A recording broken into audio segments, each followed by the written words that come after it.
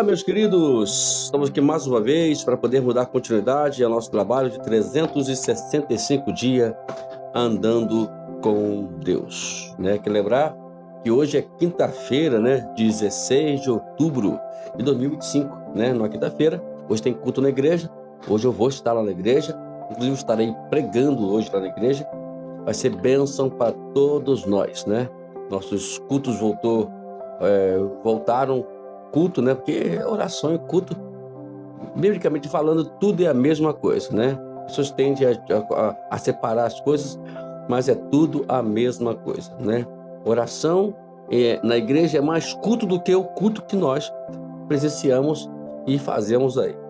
Vamos lá? O título de hoje é Anunciando Vida. Fomos chamados para anunciar vida. Gente, anunciar vida é falar da vida. Falar do autor da vida, que é Jesus Cristo. Então, precisamos nós vivenciarmos isso no nosso dia a dia mais, vivermos uma vida de Deus, fazer como como João falou no capítulo 2, versículo 6 da sua primeira carta. Aquele que diz que está com ele tem que andar como ele andou. É assim que funciona o reino de Deus. Então, vamos para a nossa história. Antes disso, o texto está em Tito, capítulo 1, verso 1 a 15. Leia esse texto, é muito bom.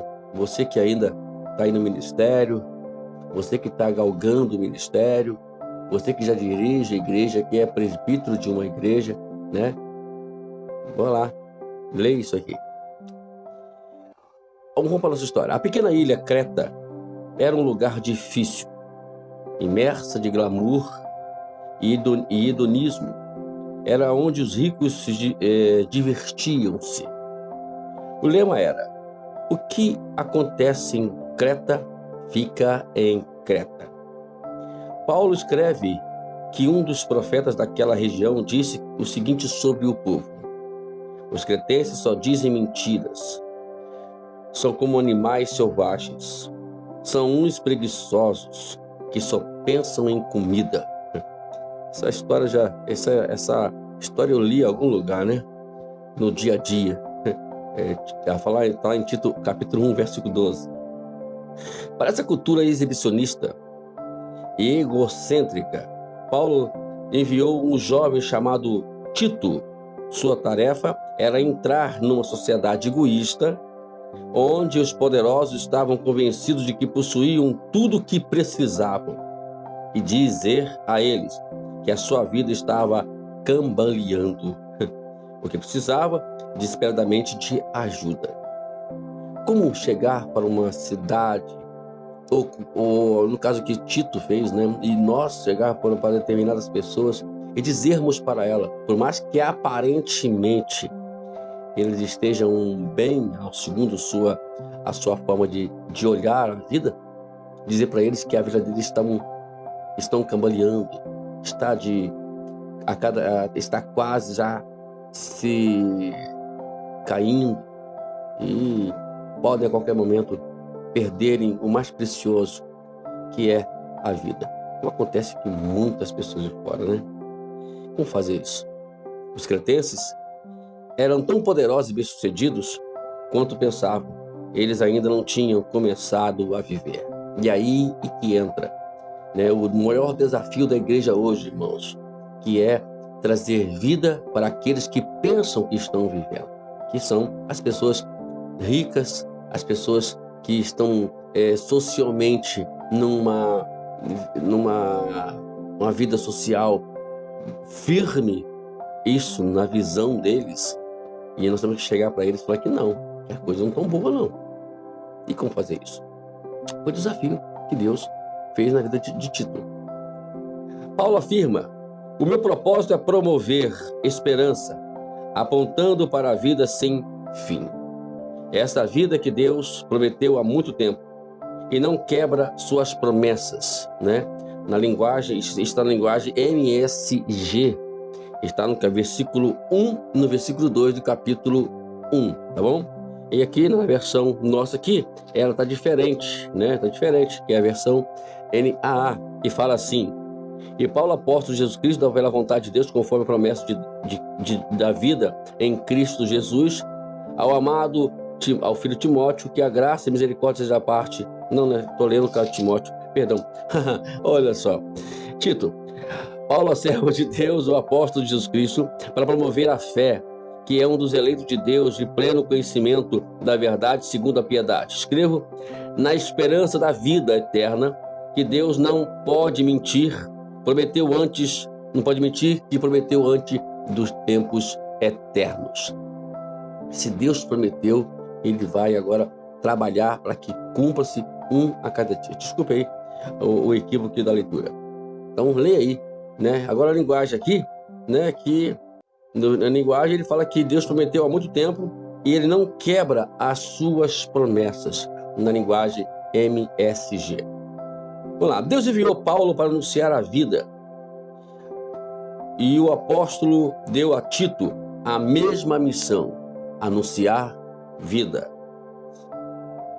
Deus escolheu a Creta e outros lugares, e os outros lugares como Jerusalém, Efésio, Éfeso, Gálatas, simplesmente porque era o tempo certo. O filho tinha morrido, ressuscitado, e a vida estava pronta para desabrochar. Anunciar vida, anunciar às pessoas a vida eterna. O que o mundo hoje está precisando, meus queridos, é vida, é entender o que é verdadeiramente a vida. E nós somos os chamados para isso, anunciar essa vida para eles.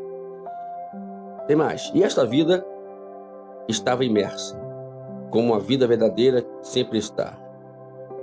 Aí na realidade do dia a dia. Este novo modo de vida formaria uma comunidade visíveis como líderes responsáveis pela conduta que compartilhariam. Aí está a responsabilidade, a liderança, compartilhar esta vida. Eu sempre digo que pregar mensagens aleatórias, mensagens apenas que vai mexer, que vai massagear ego, ou que vai apenas dar uma solução provisória para as pessoas, não é a mensagem que temos que pregar. É a mensagem que vai entrar na causa, que vai entrar no ponto principal que a vida as pessoas estão precisando entender para viver. Olha o que ele diz aqui, o versículo 5, o versículo 7, diz assim: foi por essa causa que deixei você em Creta, falando para Tito, para que pusessem em ordem as coisas restantes, bem como cada cidade, e constituísse presbíteros, conforme prescrevia você. Alguém que seja irrepreensível, marido de uma só mulher, que tenha filhos crentes, que não são acusados de devassidão e nem são insubordinados. Porque é indispensável que o bispo, por ser encarregado das coisas de Deus, seja irrepreensível, não arrogante, alguém que não se irrita facilmente, não apegado a vinho, não violento, nem ganancioso. E assim é a orientação de Paulo a Timóteo, Tito, que constitua presbíteros naquela cidade. Nosso trabalho como pastores é exatamente esse: constituir presbíteros, né? Eu particularmente tenho meu trabalho é esse. E às vezes as pessoas não entendem. Às vezes eu vou lá, dou uma secada aqui, dou um checkmate aqui, né? E aí vai, até pessoas entenderem que precisam, né, de crescerem espiritualmente. Aí quando eu percebo que a pessoa está querendo crescer muito rápido, a gente dá uma brecada, porque eu passei por isso e sei que o trabalho e o crescimento ele é gradativo. E Paulo estava lá instruindo Tito a fazer isso exatamente. E tem mais. Ainda em sua nova vida, refletiria a verdade, e se posicionando contra as mentiras e buscando integridade. Vamos ler o verso 10 e verso 11. Porque existem muitos, especialmente os da circuncisão, que são insubordinados, falam coisas sem sentido e enganam outros. É preciso fazer com que eles se calem, porque andam pervertendo casas inteiras, ensinando os que não devem, com a intenção vergonhosa de ganhar dinheiro. Isto é, cale eles. Vai lá, dá um basta nisso, Tito. Não permita que eles entrem na questão toda. O pior membro de uma igreja é os insubordinados. Aquele que o pastor, aquele que encara o pastor, fala que não vai fazer e acabou porque eu estou fazendo. Esses são os piores crentes. Eu sei lidar com eles muito bem, né? Eu aprendi muito, são 34 anos, 37 anos, né? Que nós mencionamos aqui no dia 13 de outubro, que estou no ministério. Já passei por várias questões, dirigi a igreja durante 17 anos, sei muito bem como lidar com essas pessoas, né? E aqui Tito estava conversando com eles. Tito está sendo estudado por Paulo a fazer isso. É por isso que é bom ler a Bíblia, né? Por isso que é bom estudar a Bíblia, que a gente vai aprendendo muitas coisas. E aqui Paulo ensina que essas pessoas precisam ser caladas, a qual proferem mentiras. O nosso desafio hoje é isso. Se alguém está pregando morte dentro da igreja, nós temos que combater, né? Porque uma mensagem mal pregada, uma mensagem mal intencionada, ela pode mesmo trazer transtornos para toda a igreja, né? Tem que tomar muito cuidado, pastores, líderes, quem me ouve, e você orienta aí e compartilha essa mensagem também para os seus líderes. Para terminarmos, quando Tito anunciou a vida de Deus aos cretenses, ele não estava apenas convidando para um futuro com Deus, mas sim para viver com o Senhor naquele exato momento. A vida com Deus sempre vai ser o agora, não o amanhã, né? Sempre vai ser agora. Então, por isso, eu convido você para podermos viver a vida com Deus agora, né? Agora. Vamos lá para o nosso examine. Diz o seguinte: leia o capítulo 2 da carta de Paulo a Tito, definidos de nova vida. Aquele capítulo maravilhoso. Leia aí, Tito capítulo 2. Pode ler. E também observe ao grande número de pessoas transformadas por ela. O versículo 1, olha o que diz aqui, o versículo 1 do capítulo 2. Mas você ensine que está de acordo com a sã doutrina.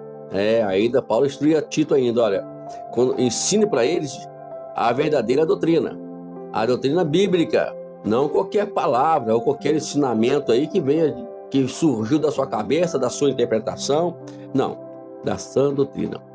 Lembra de uma coisa, a Bíblia ela é um livro contextual. Tudo que você fala, que eu falei aqui agora, que eu falo aqui, eu tenho por obrigação e dever mostrar o contexto, né? E que vai desde o Antigo Testamento até o Novo.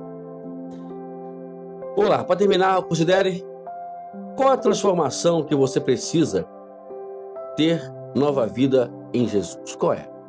Vamos procurar isso, vamos entender isso. Ou a quem precisa anunciar nova vida? Quem você precisa anunciar a vida? Não é para isso, nós precisamos ter uma nova vida. Não é somente anunciar. E antes que nós anunciamos, antes de tudo, precisamos viver essa nova vida. Para que venha, porque a vida em si nossa vai refletir antes de eu falar. Ela tem que refletir antes de eu falar. Ok? Essa é a norma homilética e hermenêutica para poder pregar o Evangelho. Deus abençoe. Até amanhã. A dar uma continuidade aqui. Que tenha uma boa quinta-feira. Convido você para estar conosco hoje à noite lá. Em nome de Jesus. Amém.